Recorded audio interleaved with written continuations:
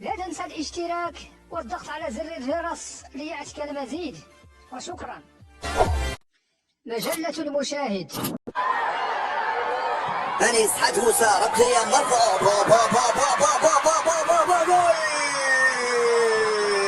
يفعلها زين الدين بالعود يرز الشباك ويفتح مجال التسجيل ويسجل أول أهدافه في حياته مع منتخب بلاده في مباراته السادسة. الكرة ركلية منفذة بشكل رائع من أنيس حاج موسى في وسط زين الدين بالعيد يفعلها ويسجل الجول الأول للمنتخب الجزائري في الدقيقة 19. 1-0 للخضر، 1-0 للبيض، 1-0 للجزائريين أمام غينيا الاستوائية في بداية الشوط الأول من هذه المباراة. ارتقى بالعيد وضربها بالعيد وحطها بالعيد وسجلها بالعيد. 1-0 للمنتخب الجزائري أمام غينيا بعد 19 دقيقة لعب من أول ركنية للخضر نفذها ببراعة أنيس حاج موسى فوق رأس بالعيد الذي افتتح مجال التسجيل للأولاد في مختلف الفنون والثقافات المعبرة عن علاقة شعب. كرة من مازا انطلاقا من هنالك بكرار وسطته راح فارس شيبي على جهة اليسرى يدخل فارس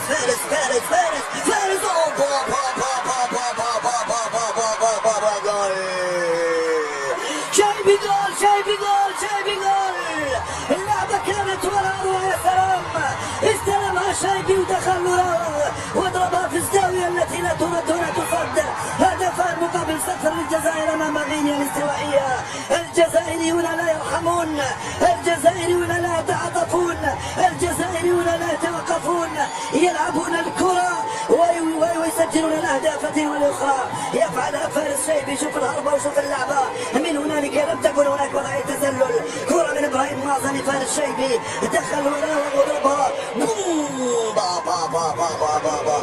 بالمليمتر حطها له إبراهيم مازا لفارس شيبي. فارس صراحة لما يكون على الجهة اليسرى يصنع فارق، مش لما يكون في وسط الميدان. لاعب نادي أينتراخت فرانكفورت فارس شيبي هذا الذي يبلغ من العمر فقط 23 عاما يلعب مباراته رقم 24 مع منتخب بلاده، يسجل 3 أهدافه مع منتخب بلاده الجزائر.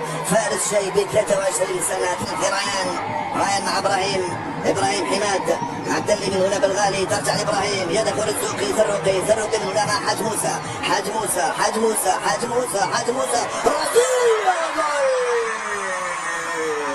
الولد الصغير إبراهيم مازا صار كبيرا. إبراهيم مازا يسجل الهدف الثالث للمنتخب الجزائري ويسجل الهدف الثاني. كان صاحب الفضل في تسجيل الهدف رقم 100 للجزائر في نهائيات كأس أفريقيا. الأولاد يعبثون بالمنافس في هذه اللحظات، يفعلون ما يريدون ويلعبون كما يشاءون ويسجلون الأهداف تارة بالرجل وتارة بالراس. إبراهيم مازا على صغر سنه وقصر قامته يرتقي براسه ويسجل الهدف الثالث. ضربت في المدافع ودخلت، لا ضربها إبراهيم مازا وضربت في المدافع ودخلت وجاء الجول الثالث. 3-0 صارت النتيجة الآن للمنتخب الجزائري أمام منتخب غينيا الاستوائية. الجزائريون فوق أرضية الميدان يستمتعون، الجماهير في المدرجات تستمتع، واللي يتابعونا على الشاشات أيضا يستمتعون بما يقدمه الأولاد في هذه المباراة الثالثة للمنتخب الجزائري. 3-0 في المباراة الأولى، 1-0 في المباراة إيطاليا لأنه يدرب لاتسيو. كرة في الوسط لصالح بالبو على الجهة اليمنى. نسوي استلم الكرة، نسوي يضربها من إيميليو نسوي في الزاوية 90 لمرمى أندريا. سجل الهدف الأول لمنتخب غينيا الاستوائية في لحظات تاريخي في بداية هذه المباراة من الجانب الجزائري. فعلها نسوي وسجل هدفا ولا أروع في الزاوية 90. شوف هنا الفراغات وشوف التلاقي هنا من قبل اللاعبين الجزائريين، زوج لاعبين أمام 5 ضربها نسوي في الزاوية البعيدة من هنالك لأندريا مسجلا هدفا أولا رائعا في الزاوية البعيدة. 3-1 صارت النتيجة الآن للمنتخب الجزائري أمام غينيا الاستوائية. يا سلام عليك يا